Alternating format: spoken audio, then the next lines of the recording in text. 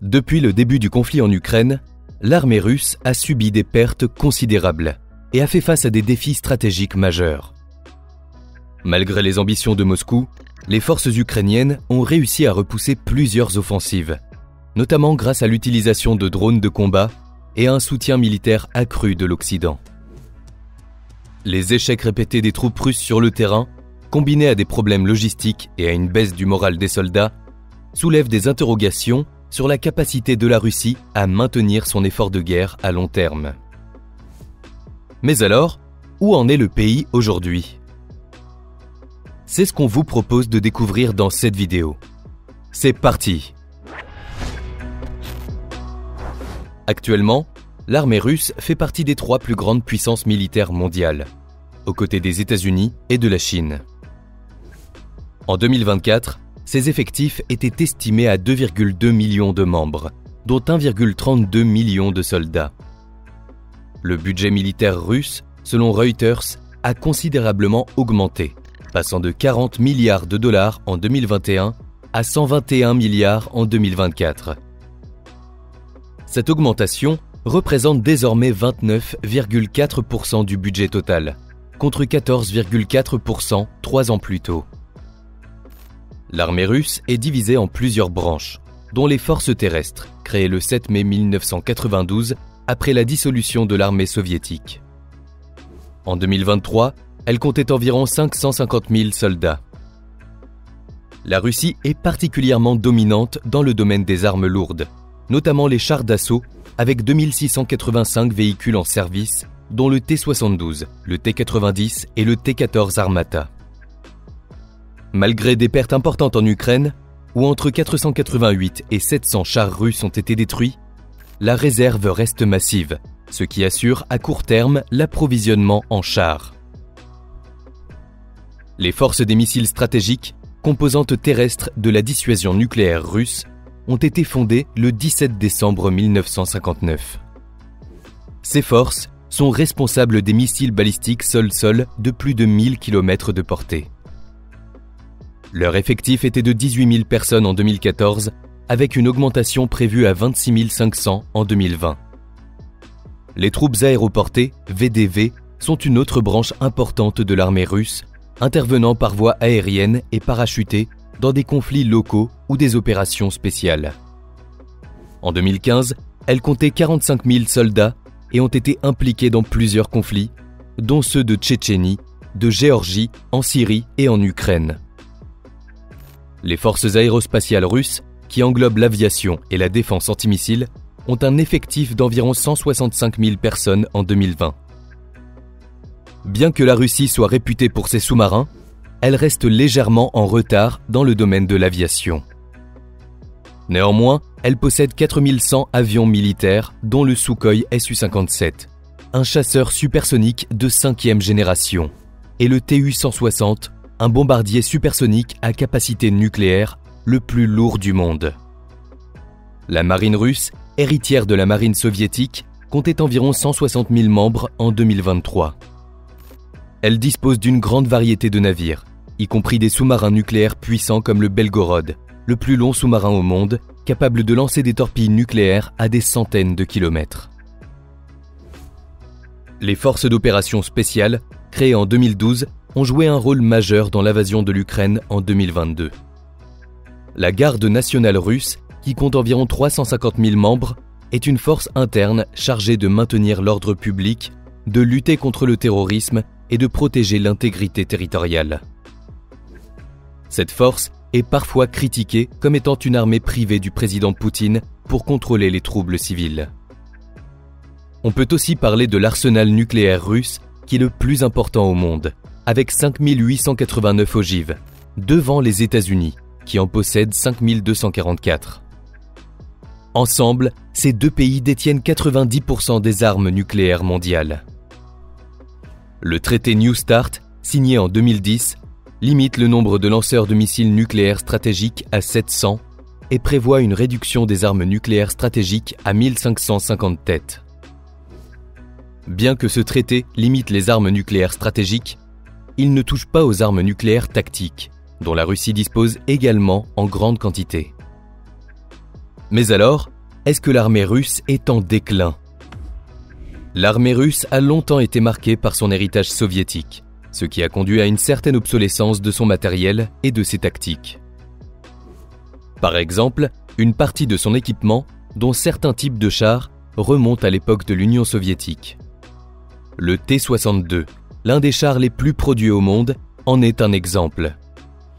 Bien qu'il ait été le premier à adopter un canon à âme lisse pour améliorer la précision et la portée de ses projectiles, il reste un véhicule de combat relativement ancien.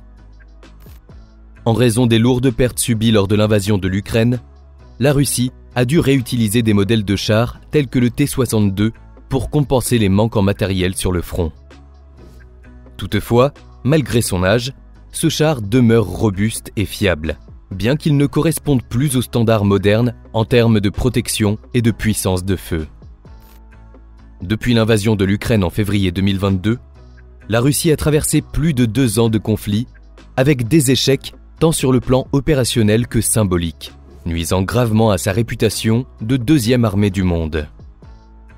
Malgré tout, l'arsenal militaire reste un instrument clé dans la politique étrangère de Vladimir Poutine. La guerre a révélé des défaillances tactiques, des carences en renseignements militaires, ainsi que de graves problèmes de communication. Cela a obligé certains sous-officiers russes à s'exposer sur la ligne de front pour transmettre les ordres. Ainsi, fin mars 2022, l'Ukraine revendiquait la mort de 7 hauts responsables militaires russes, mettant en lumière la faiblesse de la hiérarchie au sein des troupes russes. En comparaison, dans les armées occidentales, les sous-officiers jouent un rôle central en assurant le lien entre les officiers et les troupes de base. La Russie fait également face à une grave pénurie de ressources humaines. Des centaines de milliers de soldats ont été tués ou blessés, et beaucoup d'autres jeunes hommes ont fui le pays pour éviter la conscription. Selon une estimation de janvier 2024 du chef de l'armée norvégienne, les pertes russes en Ukraine seraient proches de 180 000 soldats, tués ou blessés.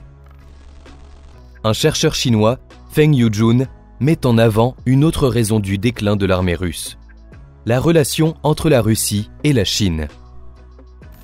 Bien que Pékin soutienne Moscou en refusant les sanctions occidentales et en fournissant un soutien matériel, les deux pays n'ont pas la même vision du monde, ce qui pourrait affecter leurs relations ainsi que l'issue du conflit en Ukraine. Malgré ces pertes, la Russie reste une puissance militaire majeure, en particulier en termes de nombre de tanks. Quant à la coopération sino-russe, elle continue de se renforcer, notamment avec des discussions en avril 2024 sur la sécurité en Eurasie et la gestion de l'expansion de l'OTAN, surtout après l'adhésion de la Suède et de la Finlande. Cependant, les combats en Ukraine se poursuivent. En avril 2024, l'armée russe a effectué des frappes contre des infrastructures énergétiques ukrainiennes, endommageant sérieusement 4 centrales thermiques, bien que la défense ukrainienne ait intercepté une grande partie des missiles. Le déclin de l'armée russe se reflète aussi dans ses efforts pour recruter de nouveaux soldats. Après un attentat meurtrier en mars 2024, où 144 personnes ont perdu la vie, la Russie a observé une hausse significative des recrutements. Plus de 100 000 personnes se sont inscrites en 2024 pour rejoindre les forces russes, et les autorités prévoient d'atteindre un total de 1,5 million de soldats d'ici fin 2025, avec une campagne de recrutement passant par les réseaux sociaux et des affiches dans les rues. Si la puissance de l'armée russe est en déclin, les tensions avec l'Occident n'ont jamais été aussi fortes. La Suède, par exemple, s'est préparée à un éventuel conflit avec la Russie. Après plus de 2 siècles de neutralité, elle a rejoint l'OTAN en mars 2024. Le pays a considérablement augmenté son budget militaire, atteignant 8,8 milliards de dollars en 2023, et prévoit de continuer à augmenter ses dépenses dans les années à venir. De plus, la Suède a renforcé ses infrastructures énergétiques et réinstauré un service civil obligatoire pour soutenir ses capacités en cas de guerre. Malgré les tensions croissantes, la Russie continue de recevoir du soutien en Europe. Par exemple, le président slovaque Robert Fico a pris la défense de Moscou et en janvier 2024 le Premier ministre hongrois Viktor Orbán a mis son veto à de nouvelles aides à l'Ukraine lors d'un sommet de l'Union européenne. Poutine a critiqué les dirigeants européens pour leur soutien à l'Ukraine, soulignant l'isolement croissant de la Russie. Un autre point important est que la Russie s'est emparée de certaines matières premières. Une aubaine au niveau économique. En effet, l'Ukraine possède d'abondantes ressources naturelles stratégiques, ce qui en fait un acteur clé de l'économie mondiale. Parmi ces ressources les plus précieuses figurent les terres rares, le lithium, le cobalt, le graphite et le nickel, des éléments essentiels à la fabrication de technologies modernes, telles que les batteries pour véhicules électriques et les appareils électroniques. Ces matériaux sont particulièrement recherchés dans le cadre de la transition énergétique mondiale, où la demande pour les énergies renouvelables augmente de façon continue. Par exemple, les services géologiques ukrainiens estiment que les sous-sols du pays abritent des gisements d'une valeur de 7 500 milliards de dollars. L'Ukraine se classe également parmi les leaders mondiaux, occupant la 5e position pour ses réserves en fer, graphite et manganèse, des matériaux essentiels à la production de batteries. De plus, elle est le 6e producteur mondial de titane, un métal stratégique pour l'aéronautique, et possède d'importants gisements de lithium, de cuivre, de cobalt et de terres rares, utilisés dans des secteurs variés tels que l'énergie, l'électronique et la défense. En plus des terres rares, l'Ukraine détient des réserves importantes de charbon, de gaz naturel et de pétrole, qui contribuent de manière significative à son PIB. Les régions de Donetsk, Louhansk et Dnipropetrovsk, proches de la ligne de front, concentrent une grande partie de ces ressources. Les États-Unis et l'Union européenne jouent un rôle stratégique dans l'exploitation des gisements ukrainiens. Washington cherche à diversifier ses sources d'approvisionnement afin de réduire sa dépendance à la Chine, qui domine le marché des minerais critiques. De son côté, l'Union européenne voit en l'Ukraine un partenaire clé pour sécuriser son approvisionnement en matières premières stratégiques. En juillet 2021, un partenariat a été signé avec l'Ukraine concernant les métaux stratégiques et les batteries. Ce partenariat répond à la volonté de l'UE et de l'OTAN de sécuriser l'approvisionnement de leurs industries face aux monopoles chinois et russes. Il permettrait d'assurer des importations cruciales de titane, nécessaires pour Airbus et Safran, de zirconium, essentiel au nucléaire, de scandium, utilisé dans les piles à combustible et l'aéronautique, ainsi que de molybdène, utilisé dans les superalliages et les composants électroniques. L'Ukraine s'est engagée à privatiser ses mines et son industrie métallurgique en collaborant avec les services géologiques européens et américains. Ainsi, le conflit russo-ukrainien ne se résume pas à une confrontation militaire, mais aussi à un affrontement pour le contrôle des métaux, du pétrole et du gaz. Ce phénomène s'est intensifié depuis 2014, en particulier avec le rapprochement de l'Ukraine avec l'Union européenne et les États-Unis, facilitant la planification de l'extraction des ressources ukrainiennes. Une situation que la Russie ne tolère pas.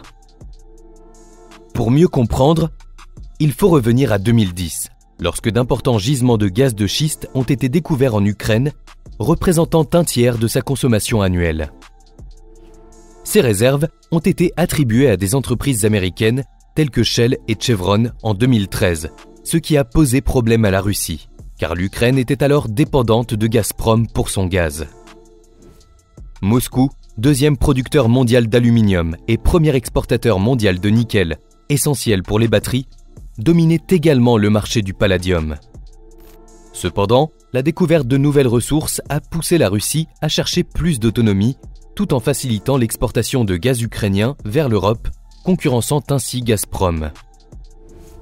Parallèlement, des gisements de pétrole et de gaz en mer Noire ont été découverts, attirant des entreprises comme ExxonMobil, Shell et Chevron, avant que l'annexion de la Crimée n'interrompe ces projets. L'annexion a permis à la Russie de contrôler la moitié des réserves pétrolières ukrainiennes et 72% de ses réserves de gaz naturel, ainsi que l'essentiel de la production et des réserves de charbon concentrées dans le Donbass, un ancien site clé de production houillère de l'URSS. Le 24 février 2022, la Russie a lancé une invasion militaire de l'Ukraine, marquant une intensification du conflit russo-ukrainien. Cette offensive faisait suite à un renforcement militaire russe près des frontières ukrainiennes en 2021, accompagné de demandes de garanties de sécurité, notamment l'interdiction de l'adhésion de l'Ukraine à l'OTAN. Ces demandes ayant été rejetées, la guerre a éclaté, avec des attaques sur plusieurs fronts, dont le Donbass, la Crimée et les environs de Kiev. La résistance ukrainienne, soutenue par des armes et une aide financière occidentale, a freiné la progression des troupes russes. En avril 2022, la Russie s'est concentrée sur le Donbass, où le conflit est devenu plus figé. Cette guerre a provoqué une crise humanitaire majeure, avec des millions de réfugiés et des milliers de victimes civiles. Elle a aussi conduit à des sanctions économiques sévères contre la Russie, renforçant son isolement international. Depuis le début de l'invasion, la Russie aurait pris le contrôle de 41 mines de charbon, de dizaines de sites gaziers et pétroliers, ainsi que de gisements miniers stratégiques. Quant à l'Europe, elle a considérablement réduit sa dépendance aux matières premières russes. Bien que certains secteurs restent encore liés aux importations russes. Avant 2022, la Russie fournissait environ 40% du gaz naturel consommé en Europe. Mais ce chiffre a diminué grâce à des efforts de diversification, notamment par l'augmentation des importations de gaz naturel liquéfié en provenance des États-Unis et du Qatar. Toutefois, certains pays européens, comme l'Allemagne, restent vulnérables en raison de leur dépendance historique à l'énergie russe. Cela explique en partie les tensions entre les États-Unis et l'Ukraine depuis le début de l'année 2025. Le 28 février 2025, une rencontre à la Maison-Blanche entre les représentants de Kiev et de Washington, censée porter sur un accord concernant les ressources minières ukrainiennes et les perspectives de paix avec la Russie, a dégénéré en un affrontement verbal public. Trump, accompagné de son vice-président J.D. Vance, a reproché à Zelensky de ne pas être suffisamment reconnaissant envers les États-Unis pour leur soutien militaire.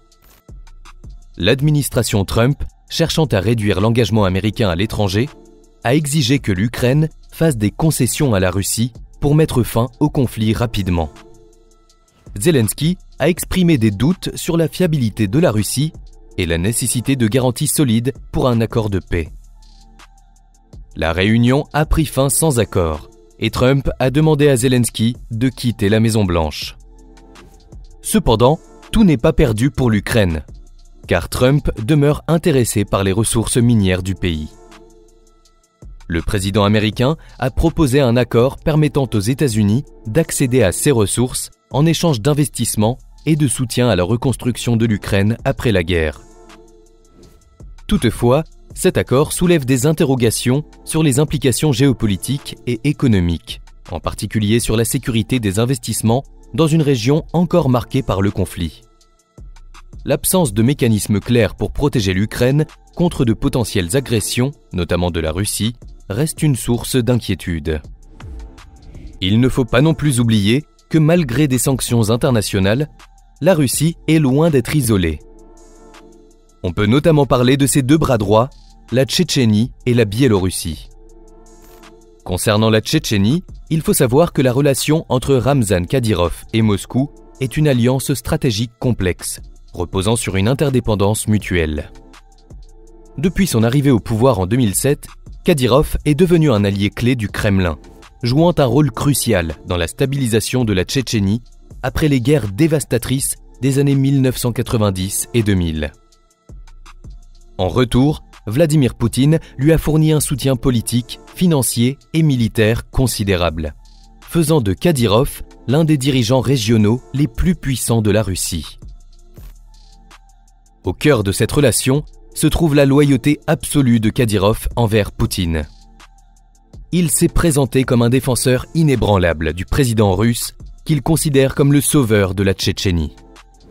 Cette fidélité lui a permis de bénéficier d'un statut unique parmi les autres dirigeants russes, souvent contraints par les politiques centralisatrices du Kremlin. Kadyrov jouit d'une autonomie remarquable dans la gestion des affaires tchétchènes, et la région reçoit chaque année des milliards de roubles en subventions fédérales. Ces fonds financent la reconstruction de Grozny, des infrastructures modernes et des projets renforçant le culte de la personnalité autour de Kadyrov. Ce soutien financier permet à Moscou de maintenir une stabilité relative en Tchétchénie, un territoire historiquement instable. Cependant, bien que Kadyrov soit un allié précieux, il représente également une figure embarrassante pour Moscou.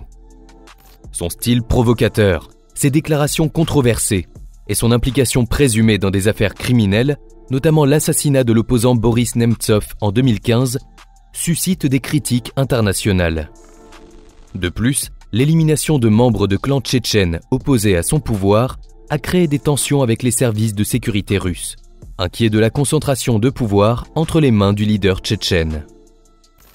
Les ambitions de Kadyrov, notamment au Daghestan et en Ingouchie, ont également été perçues par Moscou comme des menaces potentielles à la stabilité fragile du Caucase du Nord. Par ailleurs, son influence dépasse les frontières de la Tchétchénie, en particulier lorsqu'il soutient des combattants tchétchènes dans des conflits tels que la guerre en Ukraine, ce qui complique parfois les relations de la Russie avec d'autres pays et ternit son image à l'international. Ainsi, l'alliance entre Moscou et Kadyrov repose sur un équilibre précaire. Si le soutien de Poutine venait à faiblir, Kadyrov pourrait se retrouver vulnérable. Certains analystes estiment que le Kremlin tolère ses excès tant qu'il reste un acteur loyal et qu'il maintient la stabilité dans le Caucase. Cependant, cette loyauté est avant tout pragmatique. Si la situation politique en Russie évoluait, notamment avec un changement de leadership, la position de Kadyrov pourrait rapidement se fragiliser. Après le début de la guerre en Ukraine, les médias occidentaux ont rapporté l'implication de volontaires tchétchènes, en particulier ceux des bataillons Djokhar Doudaïev et Cheikh Mansour, composés de Tchétchènes anti-Kadyrov qui luttent pour l'indépendance de leur région et contre la domination russe. Ces groupes considèrent le conflit en Ukraine comme une occasion de combattre leurs ennemis communs. En outre, certains membres du bataillon Cheikh Mansour, qui comptent des vétérans des deux guerres brutales en Tchétchénie, continuent de se battre pour la cause de l'indépendance de leur région, qui avait proclamé son indépendance à la fin de l'année 1991. Sur la scène internationale, la Tchétchénie maintient des relations avec d'autres pays, principalement sous la tutelle de la Russie. Néanmoins, en raison de sa situation géographique stratégique dans le Caucase du Nord, elle exerce une influence régionale notable. Par exemple, dans ses relations avec les pays voisins comme la Géorgie et l'Azerbaïdjan, la Tchétchénie joue un rôle direct en fonction des intérêts russes. Sa participation à des initiatives de sécurité régionale contribue à la stabilité de la zone, bien qu'elle soit parfois marquée par des tensions liées à la gestion des frontières. Au sein de l'Organisation de coopération de Shanghai, la Tchétchénie agit principalement en tant qu'extension des politiques russes, mais utilise ces plateformes pour affirmer son rôle de région pacifiée en développement. Cette organisation, fondée en 2001, vise à renforcer la coopération entre ses membres sur des enjeux comme la sécurité régionale, le développement économique et la stabilité politique. Elle joue un rôle stratégique en Eurasie, en unissant des pays d'Asie centrale, d'Asie du Sud et de l'Est, ainsi que la Russie. Ces relations renforcent l'image de la Tchétchénie en tant qu'acteur régional stabilisateur, mais toujours sous le contrôle de Moscou. Enfin, la Tchétchénie joue également un rôle diplomatique dans le monde arabe, notamment avec les Émirats arabes unis et l'Arabie saoudite, où elle sert de vitrine et d'intermédiaire, contribuant ainsi à l'extension de l'influence russe dans la région. Concernant la Biélorussie, par exemple, en août 2024, elle a annoncé avoir déployé environ un tiers de son armée le long de la frontière ukrainienne. Selon les autorités biélorusses, ce déploiement a pour objectif de répondre à une supposée menace d'agression de la part de l'Ukraine, justifiée par la présence de 120 000 soldats ukrainiens de l'autre côté de la frontière. Ce renforcement militaire comprend des systèmes d'artillerie avancés, tels que les missiles balistiques Iskander et les systèmes polonaises, positionnés dans des zones stratégiques comme Gomel et Moser. Toutefois, du côté ukrainien, les autorités ont démenti ces affirmations, soulignant qu'aucun renforcement majeur des forces biélorusses à la frontière n'avait été observé. Cette situation témoigne de l'escalade des tensions dans la région, où la Biélorussie, en tant qu'allié de la Russie, occupe une position stratégique dans le contexte du conflit en Ukraine. Ce déploiement pourrait aussi être interprété comme une démonstration de force ou une tentative de dissuasion à l'égard de l'Ukraine.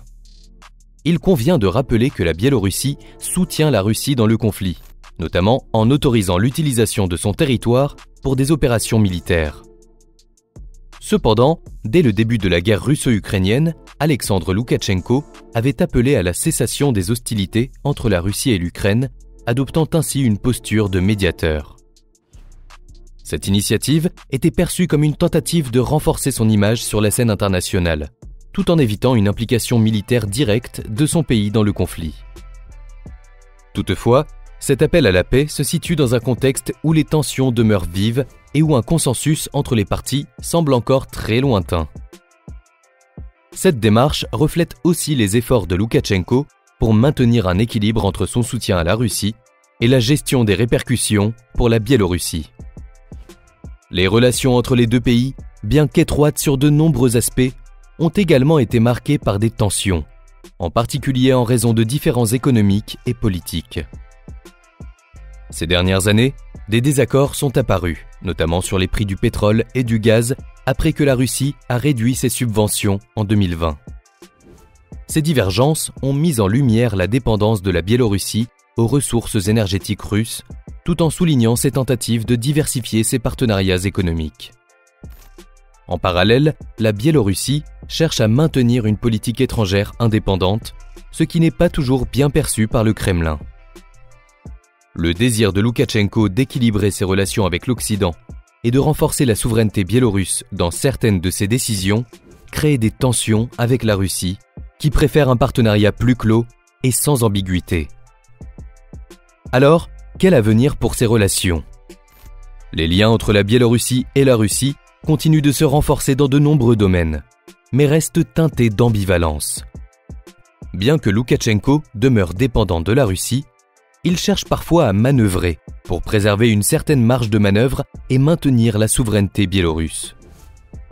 Par ailleurs, malgré son isolement diplomatique croissant, en raison de la répression interne et de sa participation à la guerre en Ukraine, la relation avec la Russie semble plus solide que jamais.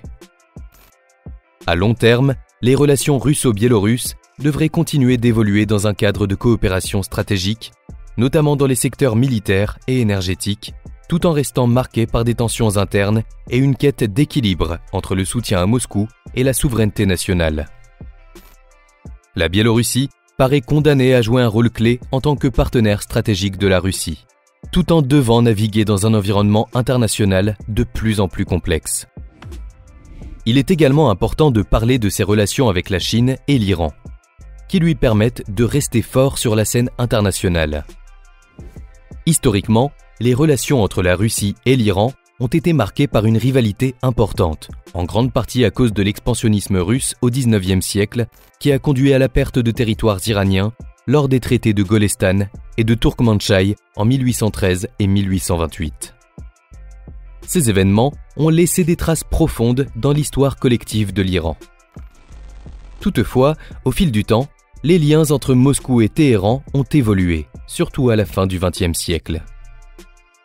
Après la révolution islamique de 1979, l'Iran, rompant avec les États-Unis, a progressivement renforcé ses relations avec la Russie. Ce rapprochement s'est intensifié dans les années 90, avec une coopération croissante dans les domaines militaires et énergétiques. La Russie est devenue un fournisseur majeur d'armement pour l'Iran et a joué un rôle clé dans la construction de la centrale nucléaire de Boutcher, un projet stratégique pour Téhéran. Sur le plan géopolitique, Moscou et Téhéran partagent des intérêts communs, notamment au Moyen-Orient. Les deux pays ont soutenu le régime de Bachar el-Assad en Syrie, consolidant ainsi leur influence régionale tout en s'opposant aux intérêts occidentaux. Cette alliance stratégique a renforcé leurs relations et illustré leur volonté de défier l'hégémonie américaine dans la région. Sur le plan économique, les échanges commerciaux ont augmenté, en particulier dans les secteurs de l'énergie et de l'agriculture. L'Iran fournit du pétrole et du gaz, tandis que la Russie exporte des technologies et des équipements militaires. Cependant, cette coopération connaît parfois des tensions, car la Russie tente de maintenir un équilibre entre ses relations avec l'Iran et ses liens avec Israël et les pays du Golfe. Depuis l'invasion de l'Ukraine par la Russie en 2022, les liens entre Moscou et Téhéran se sont encore renforcés. Face aux sanctions occidentales, les deux pays ont intensifié leur coopération commerciale et militaire. Cependant, cette alliance reste fragile, la Russie veillant à ne pas devenir trop dépendante de l'Iran, tandis que Téhéran cherche à maximiser ses bénéfices tout en évitant d'isoler d'autres partenaires potentiels, notamment en Asie ou en Amérique latine. C'est dans ce contexte que l'Iran soutient indirectement la Russie dans le conflit en Ukraine, en fournissant des drones pour les attaques russes. L'Iran a reconnu ces livraisons, précisant qu'elles avaient eu lieu avant l'offensive. Depuis décembre 2022, la Russie utilise des drones iraniens Shahed 136, rebaptisés Gueran 2, et plus récemment le Shahed 238, une version améliorée, plus difficile à intercepter par les Ukrainiens. Ces drones se sont avérés très efficaces, notamment pour attaquer des infrastructures ukrainiennes. En retour, la Russie a aidé l'Iran à moderniser son armement, notamment en lui fournissant des Sukhoi 35, des avions de chasse avancés. En 2025, les deux pays se préparent à signer un accord de partenariat stratégique global, consolidant leur coopération dans divers domaines, dont la défense et la sécurité, avec une clause d'aide militaire immédiate en cas d'agression. Parallèlement, des exercices militaires conjoints entre l'Iran, la Russie et la Chine se dérouleront dans le golfe d'Oman, soulignant leur coopération militaire croissante et leur opposition commune à l'influence occidentale. Ces exercices, menés depuis 2019, visent à renforcer la sécurité régionale et à consolider les liens entre ces trois puissances.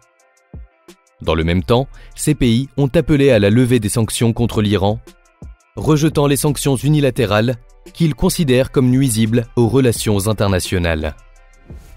Ces discussions ont eu lieu dans un contexte de tensions accrues, où la Chine joue un rôle diplomatique clé, tout en renforçant sa coopération économique avec la Russie et en restant prudente sur l'aspect militaire.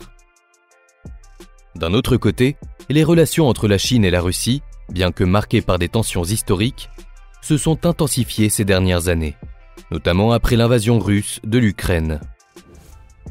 La Chine, tout en maintenant une position de neutralité officielle, soutient Moscou sur le plan économique et diplomatique, tout en se gardant d'une implication militaire directe.